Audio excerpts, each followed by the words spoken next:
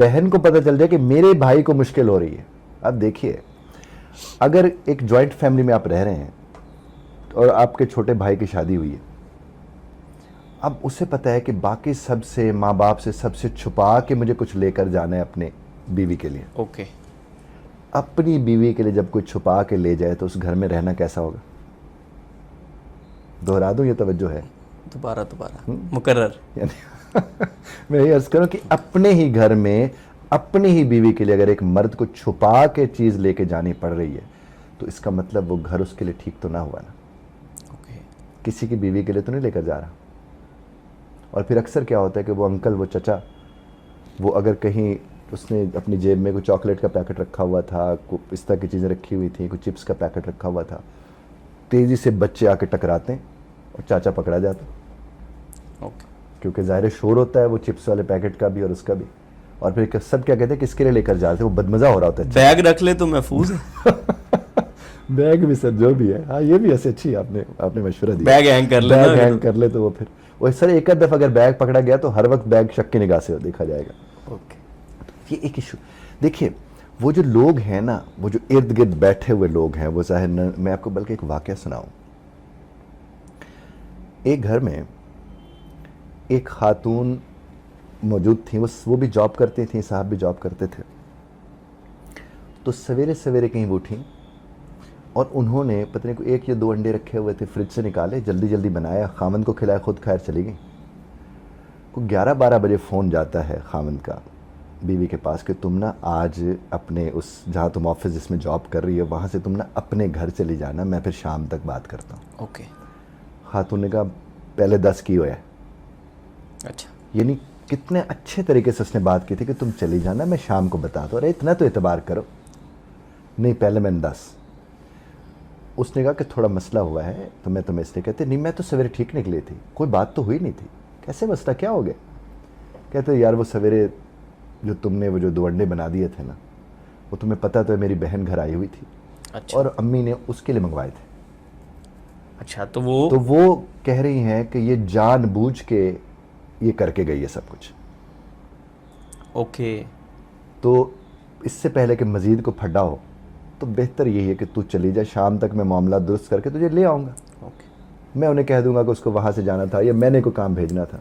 खातून कहे कोई मसला कोई नहीं, तब परेशान ना हो, मैं देख लूँगी, लेकिन मैं घर नहीं जाऊँगी, मैं इधर ही आऊँगी। अच्छा। अब खातून ने क्या किया कि शाम को जब वापस जा लगी 1 दर्जन अंडे लिए अच्छा। और घर पहुँच गई। ओके। अच्छा, जब वो घर पहुँचती हैं तो वो सामने बैठी सास के सामने यूं अंडे फेंकती हैं उस चारपाई पर, कहते हैं कि इसकी वजह से मेरा घर तोड़वा रही थी आप, 2 खाए थे 12 लेकर आ गए। अच्छा। हस्बैंड के अंदर खड़े अभी, तो इधर से हाँक लगाती हैं खातून, वो जो सास साहिबा हैं, बेटे को कि अब तो तुमने अपने मुंह से सुन लिया, अपने कानों से सुन लिया ना कि ये किस तरह हमारे साथ रहती। अच्छा। एने मेरे मुंह में चंडे मारे ने। ओके। एनू तू छड़ेगा तो गल अगे तुरेगी नहीं तो नहीं। ओके।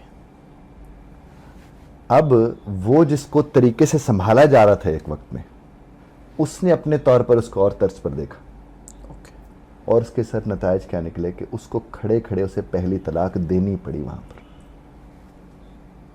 अब इस सारे सिनेरियो को हमारे सुनने वाले और आप समेत अगर कुछ सोचे तो गड़बड़ कहां पर हुई है और कहां कहां संभल सकती थी। यानी वो 1 से 2 अंडे एक औरत की 3 तलाकों में से 1 तलाक का सबब तो बन गए। अब जब सवेरे मामला, पहले तो बुजुर्गों को संभाल लेना चाहिए था कि अच्छा वो अंडे खा गई है तो अंडे और मंगवा लो। तो असल काम तो उनका था। अच्छा, उन्होंने नहीं देखा। अच्छा, अगर उसने नहीं देखा, वो जो बहन आई हुई थी वो भी शादीशुदा थी, उसका भी तो अपना घर है, बिल्कुल ठीक। उसने भी नहीं देखा। देखा किसने जाकर? हस्बैंड ने। उस वक्त जब माँ ने ये बात की होगी वो अपने तो बेटे दोनों से, साइडें रखने के चक्कर में वो वही खुद तो मैं कह रहा हूँ, बहुत ज्यादा परेशान। मेरा बल्कि इसके ऊपर वीडियो है कि तुम बदल गए हो। वो यही होता है, उसको वो भी कहते तुम बदल गए हो, वो भी कहते तुम बदल गए हो, वो अपने आप से बदले लेने में लगा हुआ होता है। अब जब उसने माँ ने कहा बेटे को, तो बेटे पे प्रेशर आया होगा ना सर? बिल्कुल आया। उधर से जब प्रेशर आया तो इधर से भी उसको सोचना था कि बीवी को मैं क्या कहूँ। बिल्कुल ठीक। उधर से बहन भी बैठी अपने मामला देख कर रही थी। बिल्कुल ठीक। अब इस सारे मामले को अगर संभालते तो ये संभल सकता था। चलो, माँ ने गलत कर दिया जो नहीं करना चाहिए था, बहन ने भी गलत कर दिया जो नहीं करना चाहिए था, बीवी अपना घर सोच लेती। और जब शौहर कह रहे कि तू चली जा, मैं देख लूँगा, तो इतना वक्त तो दो, नहीं दिया। और चलो वापस तो मंडे ले आई हो, सिर्फ इतना कह दे कि अम्मी जी मुझे पता चला था आपका दिल ख़राब हुआ है, मैं माजरत चाहती हूँ, जल्दी में थी। या ये ना भी ये सब कहती कुछ तो आ है। सकती थी। ये कह आके वो कहती ये मैं वैसे ले आई हूँ मंडे, मैं आइंदा ख्याल रखूँ। जो जुमलों में क्या होता है सर। और अगर एक लड़की कहती है मेरी अना है, तो बड़ा तो अपनी अना उससे बड़ी समझ के बैठा होता है पहले से। ओके, आप समझते हैं कि थोड़ा बहुत कॉम्प्रोमाइज। सर बहुत ज़्यादा ज़रूरत है। और ये देखें ना, हम जब कहते हैं ना मैंने कॉम्प्रोमाइज़ उसकी वजह से किया, वो तो कभी कॉम्प्रोमाइज़ होता ही नहीं सर। समझौते सर अपने लिए करने पड़ते हैं। और ये समझौता तकलीफ कब दे रहा होता है, जब हम किसी समझ के बैठते हैं हमने किसी और के लिए किया। ओके, आप देखें, अगर आप सब्र करेंगे ना अपने लिए, वो कभी जबर नहीं होगा, ओके, वो बेचैनी का सबब नहीं होगा।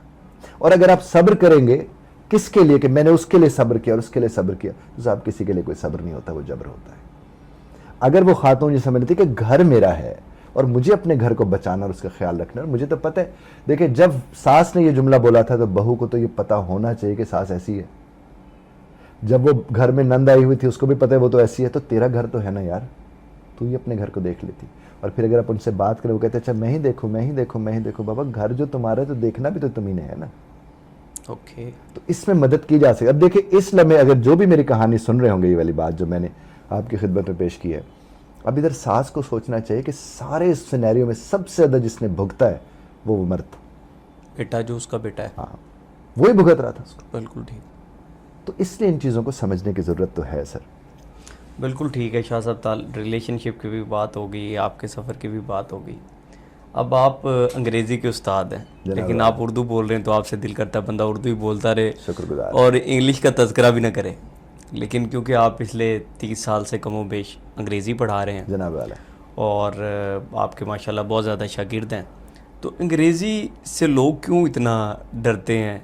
ज़रूरी भी है, सीखना भी चाहते हैं, मजबूरी भी है, लेकिन डरते हैं इंग्लिश सीखते हुए, बोलते हुए, पढ़ते हुए, सुनते हुए। ये क्यों है? देखिए जब आप किसी चीज़ को जनाब वाला स्टेटस का मकाम दे देते हैं ना, ओके, तो खौफ उसमें आ जाता है। ठीक है। आपने अंग्रेज़ी कहीं गलत ना बोल दूं का जो खौफ है, भाई गलत बोल दो कि तुम्हारी थोड़ी है। ओके, देखिए हम अपनी उर्दू में बेपनाह गलतियां करते हैं। अपनी पंजाबी, सिंधी, सराइकी जो भी हम ज़बानें बोलते हैं, बलोची, बरावी, जो भी हमारी मादरी ज़बानें, उसमें भी बहुत ज़्यादा गलतियां करते हैं। वहाँ हम क्यों नहीं घबराते? चूँकि हमने उनको वो स्टेटस ही नहीं दिया हुआ। बिल्कुल ठीक, इसको हमने बड़ा स्टेटस बना रखा है। ज़बान तो इबलाग का ज़रिया है, बिल्कुल ठीक, वो स्टेटस थोड़ी होती है। राइट, हाँ, दुरुस्त लबो लहजा होना चाहिए, दुरुस्त लफ्ज़ बोलना चाहिए, दुरुस्त जुमला बोलना चाहिए, लेकिन उसका खौफ नहीं होना चाहिए। तो अंग्रेज़ी को चूँकि सर स्टेटस बना दिया गया, उसकी वजह से होता है। दूसरी उसकी वजह जो मैं समझता हूँ कि दुरुस्त बोलने की कोशिश करने वाले कॉन्शियस हो जाते हैं। ओके, कॉन्शियस गाड़ी चला रहा हो, गाड़ी मार देता है। ठीक है, कॉन्शियस बात कर रहा हो, जुमला गलत बोल देता है जब आप कॉन्शियस हो बिल्कुल जाते हैं, ठीक। क्योंकि आपने अपने आप को इज्जत, तकरीम आपने उसके साथ जोड़ रखी है।